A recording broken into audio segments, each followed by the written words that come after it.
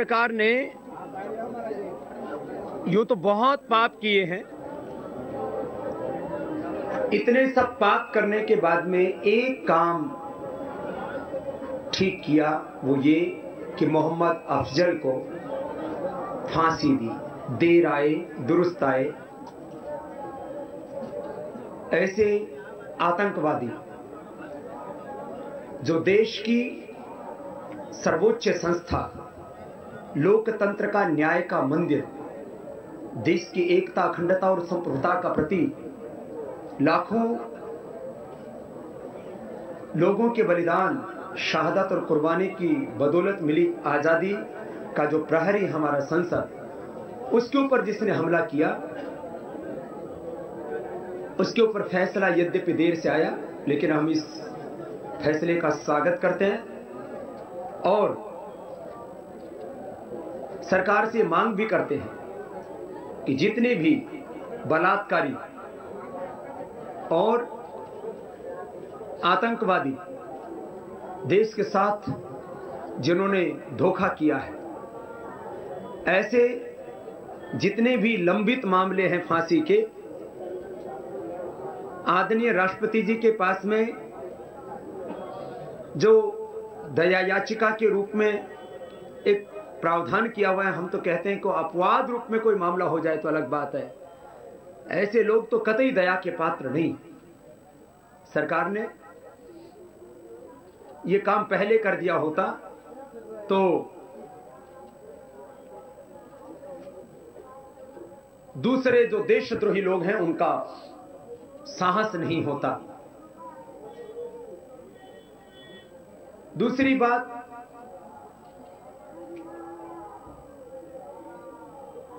चारों तरफ जब पूरे देश में काला धन, भ्रष्टाचार और इस भ्रष्ट व्यवस्था के प्रति आक्रोश पनप रहा है, क्रांति के बुलबुले फूट रहे हैं, चारों ओर जनता में एक बगावत का वातावरण बना हुआ है, ऐसे समय में काले धन, भ्रष्टाचार और इस भ्रष्ट व्यवस्था के खिलाफ जो पूरे देश भर में आंदोलन चल रहा है, उसको दबाने के लिए, कुचलने के लिए, उसकी धार को कुंद करने के लिए हमारा लगभग 20 वर्षों से, 2 दशकों से जो सेवा का कार्य चल रहा है, योग, आयुर्वेद और स्वदेशी को लेकर के जो पूरे देश भर में एक आंदोलन चल रहा है, करोड़ों लोगों की सेवा का जिस ट्रस्ट के माध्यम से काम हो रहा है, उस दिव्योग मंदिर ट्रस्ट और पतंजलि योगपीठ ट्रस्ट, दोनों ही ट्रस्टों के खाते सरकार ने सीज कर दिए हैं, अटैच कर दिए हैं। वो इसलिए कि बाबा को डराओ, धमकाओ, दबाओ, कुचलो और सारे संसाधन जहां से मिलते हैं, सारी शक्ति, ऊर्जा जहां से मिलती है, उन ट्रस्टों को ही अवैध घोषित कर दो। लगभग 2 दशकों से हमारे ट्रस्ट काम कर रहे हैं।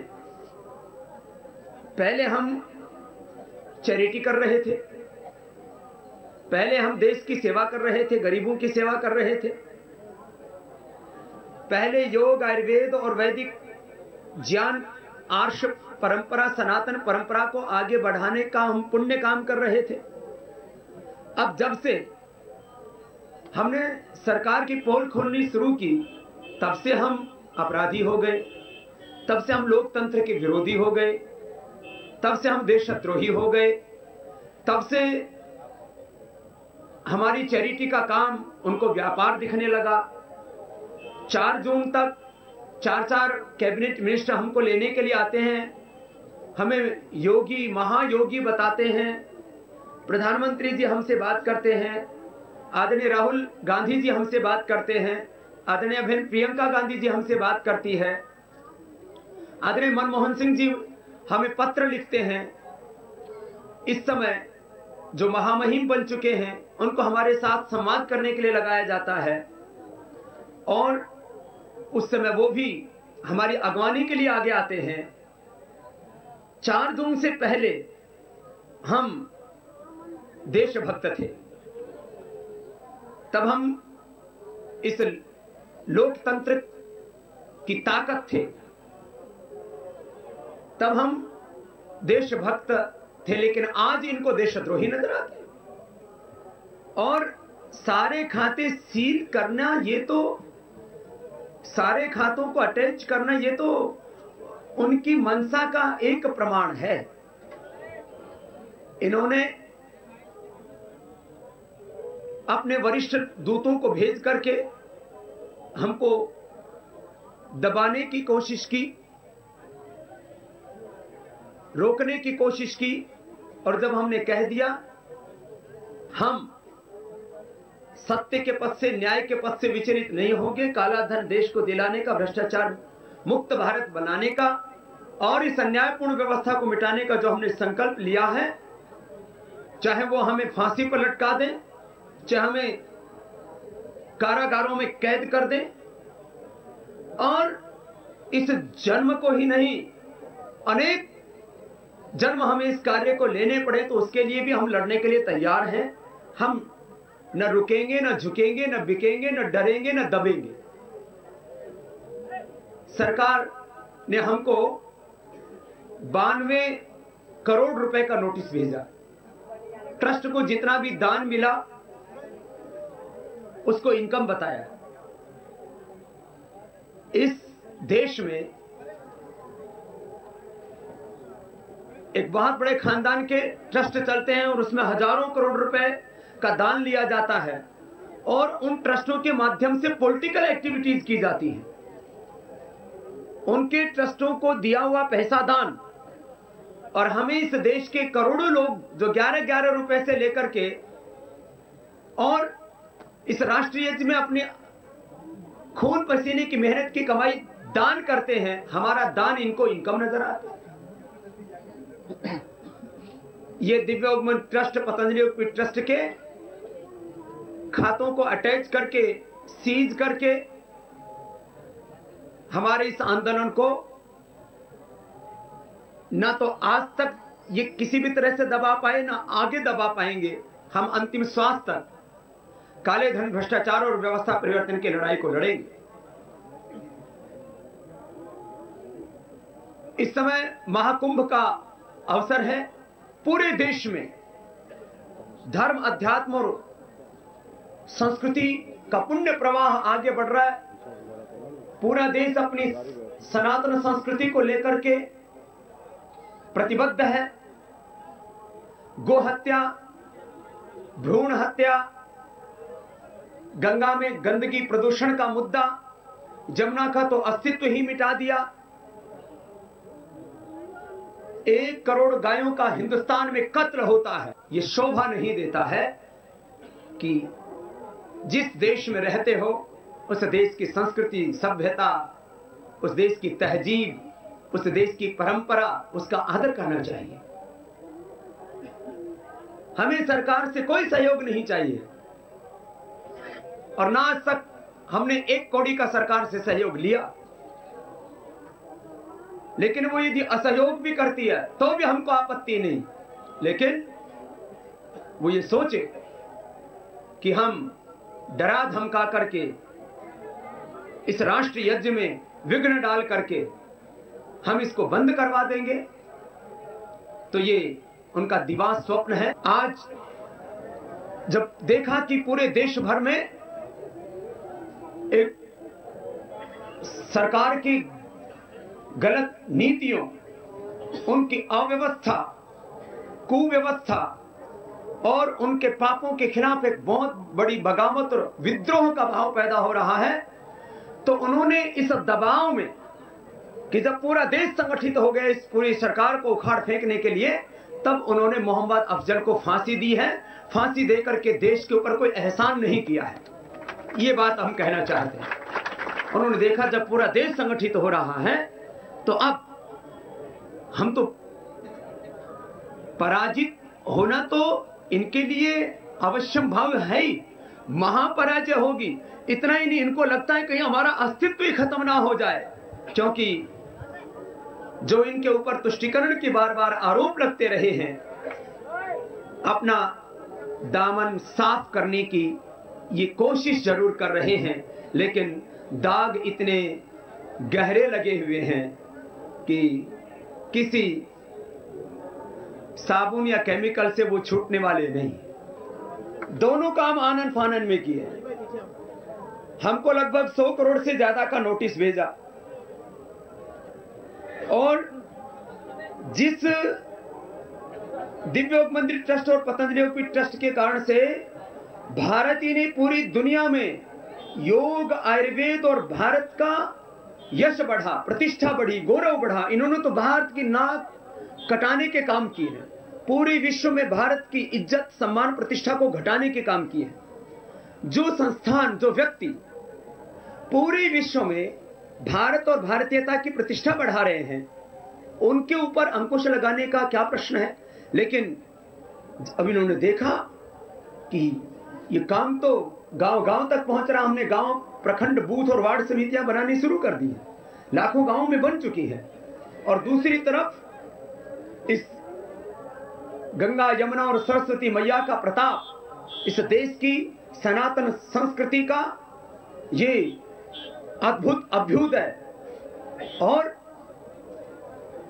हमारे पूर्वज ऋषि ऋषिकाओं, वीर वीरांगनाओं का, महापुरुषों का तप, उनके पुण्यों की वजह से इस देश का जब तेज जाग रहा है, तो उस समय एक तरफ पतंजलि योगपीठ और दिव्य योग मंदिर ट्रस्ट के माध्यम से इस पूरे आंदोलन को रोकने की कोशिश की जाती है, तो दूसरी तरफ इस देश के बहुसंख्यक समुदाय को अपनी ओर खींचने के लिए मोहम्मद अफजल को फांसी दी जाती है। आतंकवादियों को दंडित करना मकसद नहीं है, आतंकवादियों को सबक सिखाना मकसद नहीं है। इसके पीछे भी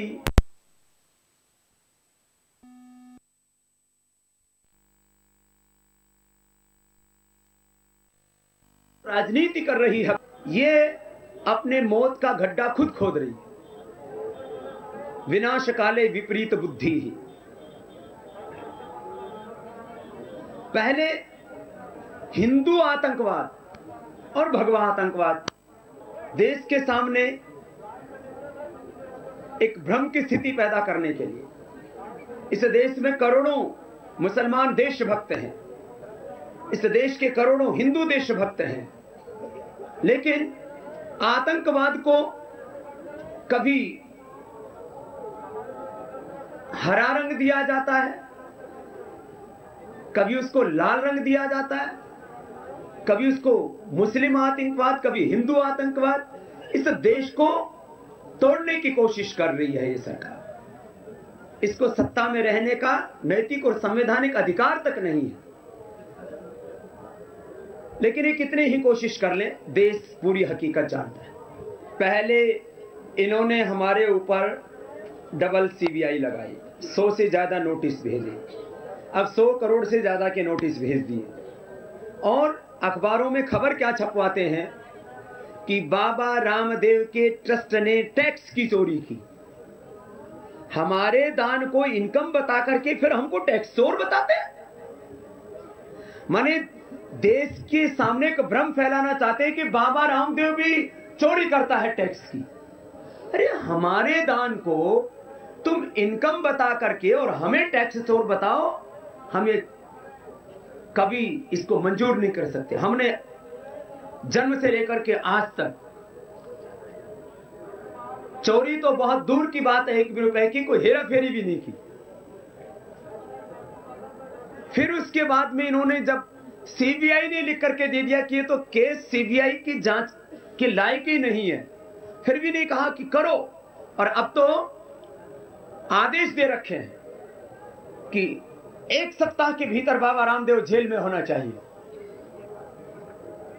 मुझे समाचार भिजवाए जाते हैं, या तो जेल में जाने के लिए तैयार रहो, फांसी पर लटकने के लिए तैयार रहो, नहीं तो हमारे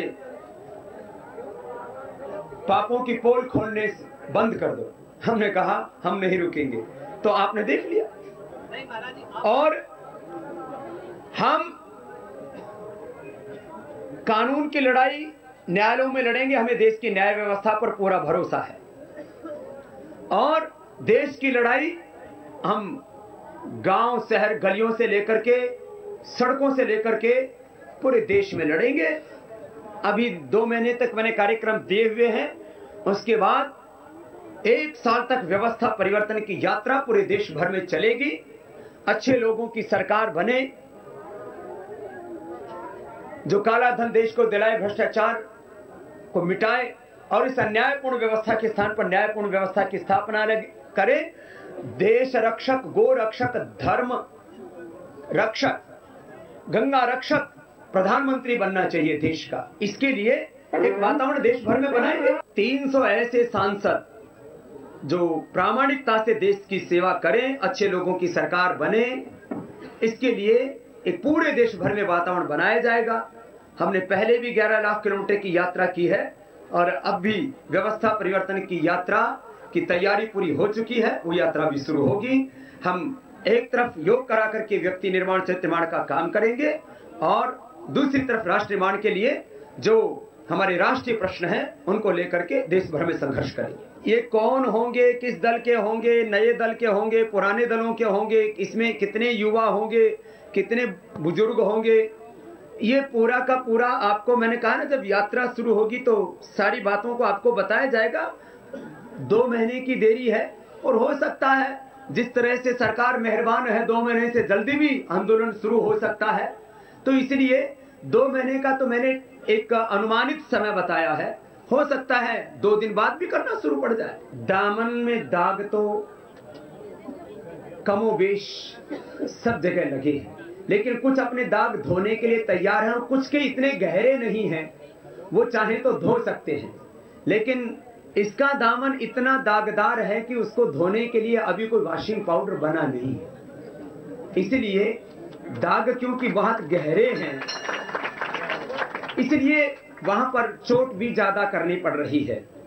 हमको केवल एक ही पार्टी में खोट नजर आती है ऐसी बात नहीं है, लेकिन क्योंकि लड़ाई तो तरीके से ही करनी पड़ेगी। अगली बात, किसी भी देश के महापुरुषों को लेकर के, उनके जन्म स्थानों को लेकर के, किसी भी देश की आस्थाओं के केंद्र को लेकर के कहीं पर कोई विवाद नहीं। प्रोफेट मोहम्मद साहब हो, भगवान यीशु मसीह हो, या और पूरे विश्व में जितने भी महापुरुष हैं, कहीं पर कोई विवाद नहीं। भारत में हमारी आस्थाओं के सर्वोच्च केंद्र मर्यादा पुरुषोत्तम श्याम योगेश्वर भगवान श्री कृष्ण और काशी विश्वनाथ, तीनों को लेकर के विवाद खड़े किए जाते हैं। और मुझे बहुत अफसोस होता है कि गंगा, यमुना और सरस्वती त्रिवेणी का एक पवित्र संगम, जहां से जुड़ी है करोड़ों लोगों की आस्था, और इसी कुंभ में आप 10 करोड़ से ज्यादा लोगों को यहां संगम पर देखेंगे। ऐसे हमारी सनातन आर्ष संस्कृति के, भारतीय संस्कृति के सबसे बड़े तीर्थ इस प्रयागराज, इसका भी नाम इलाहाबाद, प्रयागराज को प्रयागराज ही रहने देना चाहिए और इस तीर्थराज प्रयाग का नामकरण सरकारी दस्तावेजों में भी इलाहाबाद के स्थान पर प्रयाग ही होना चाहिए, यह भी हम मांग करते हैं। और यदि ये सरकार, केंद्र सरकार से भी हम मांग करते हैं और राज्य सरकार से भी मांग करते हैं कि हमारी आस्थाओं के केंद्रों में यदि कोई काम नहीं कर सकते, कम से कम हमारा नाम तो खत्म मत करो। इसी तरह से पवित्र अयोध्या, उसका जिले का भी नाम फैजाबाद, तो फैजाबाद जिले का नाम अयोध्या और इलाहाबाद जिले का नाम प्रयागराज ही होना चाहिए। ये हम कुंभ पर सरकार से भी मांग करते हैं, जिससे कि कम से कम, मैंने कहा कि भारतीय संस्कृति के उत्कर्ष के लिए भी कोई काम नहीं कर सकते, कम से कम हमारा नाम तो मत मिटा। जैसा कि अभी आप लोगों के सामने यहाँ सभी प्रख्यात मीडिया कर्मी मौजूद हैं, स्वामी जी ने अपनी समस्याओं को रखा। कि पतंजलि योग पीठ ने उसके प्रारंभ से लेकर के और आज तक के सफर से हम लोग भी जुड़े रहे हैं और इसको बहुत देखा है। तो मैं जहाँ तक समझता हूँ कि जो कुछ भी हो रहा है उसमें कुछ न कुछ तो शंका की गुंजाइश है और जो कुछ भी होना चाहिए शासन की ओर से उसमें पूरी पारदर्शिता नहीं है। तो ये पारदर्शिता नहीं है तो इसमें कहीं न कहीं ये ऐसा लगता है मन में आशंका पैदा होती है और इसमें कहीं न कहीं एक दमन की जो शासन की नीति है और नीयत है वो स्पष्ट दिखाई देती है। और इसका जो है पत्रकारों को और हमारे मीडिया को कि ये दमन की नीति क्यों है ये सामने आना चाहिए और इसको सामने लाने के लिए आप लोग अगर प्रयास करेंगे तो बाकी संत समाज जितना भी है एक केवल पंचायती राज नहीं, जितना भी संत समाज है स्वामी जी के साथ है। और ये इस प्रकार की जो नीतियां हैं शासन की ये न तो भारतीय संस्कृति के अनुरूप है न जो हमारी भारत की शासन प्रणाली है और जो प्रजातंत्र है ये तो राजा और नवाबों वाली नीति हो गई जो मध्यकालीन युग में चलती थी कि जो मुंह से निकल गया वही कानून। तानाशाही वाली जो नीतियां जो हैं अगर प्रजातंत्र में चलाई जाती हैं तो इनको संत समाज तो कम से कम स्वीकार नहीं करेगा। जैसे कि अभी अभी महाराज जी ने बताया पतंजलि योग पीठ तथा दिव्य जग मंदिर के दोनों खाता को सीज कर दिए। मैं एक बात कहना चाहता हूं, जिसके आदेश पे एक कर्म किया है वो थोड़ा ये जवाब देने की प्रयास करे। महाराज जी की जो आज प्रभाव है, जो आप लोग की प्यार है महाराज जी के प्रति, उसको सीज कर सकते हैं। आज महाराज जी की प्रभाव लोगों का प्यार है, उसको सीज नहीं कर सकते हैं। पतंजलि योग पीठ दिव्य जग मंदिर खाता को सील किए, तुम अगर पतंजलि गेट को भी सीज करोगे महाराज जी हजारों पतंजलि योग पीठ खड़े कर देंगे, हजारों। तुम्हारा जो भवन बना हुआ है, तुम लोग जिस सरकार की वो देश की पैसा। अब मैं क्या कहूँ, महाराज जी ने जो किया है, महाराज मैंने पहले कहा महाराज जी के साथ हम लोग है, साथ रहेंगे और हमेशा रहा है। इसके लिए भी सरकार घबरा रहे और उन लोग का तो काम घबराना है। हम लोग अपनी जगह पर मजबूत है। बोलो गंगा मैया की जय। एक बात बस अंतिम कहता हुआ, एक तो मोहम्मद अफजल के साथ में गुरु ना जोड़ा जाए। मुझे सैकड़ों संतों ने इस बात को कहा, उनकी ओर से इस बात को दोहरा रहा हूं, गुरु शब्द को बदनाम ना किया जाए ऐसे आतंकवादी के साथ जोड़ करके। इसलिए उसको अफजल गुरु न कह करके उसको मोहम्मद अफजल ही कहा जाए तो यह उसके लिए उपयुक्त होगा और हमारी जो गौरवमयी गुरु परंपरा है कम से कम उस गुरु शब्द का दुरुपयोग नहीं होगा। दूसरा, मौनी अमावस्या का स्नान है और करोड़ों श्रद्धालु बिना निमंत्रण के अपने हृदयों में आस्था की पराकाष्ठा, भक्ति का अतिरेक लेकर के यहाँ महाकुंभ में आ रहे हैं। उन सबको हमारी शुभकामनाएं हैं। और ये अमृत मंथन का समय चल रहा है और अमृत बरस रहा है और इसमें से जो विष निकल रहा है उस विष को भी सब संत महात्मा शिव बनकर पीने के लिए तैयार हैं।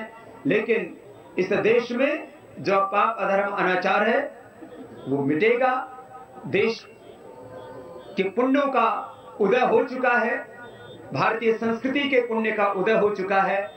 और ऐसे में जो भी श्रद्धालु यहाँ आकर के स्नान कर रहे हैं उनकी आस्थाओं के ऊपर और वार और प्रहार नहीं हम होने देंगे। गो गंगा और अपनी इस पावनी संस्कृति परंपरा को भी बचाएंगे और देश धर्म संस्कृति के उत्कर्ष के इस अभियान को आगे ले जाते हुए भारत को विश्व की आर्थिक और आध्यात्मिक महाशक्ति बनाने के लिए हम अंतिम श्वास तक लड़ते रहेंगे। सबको बहुत बहुत प्रणाम।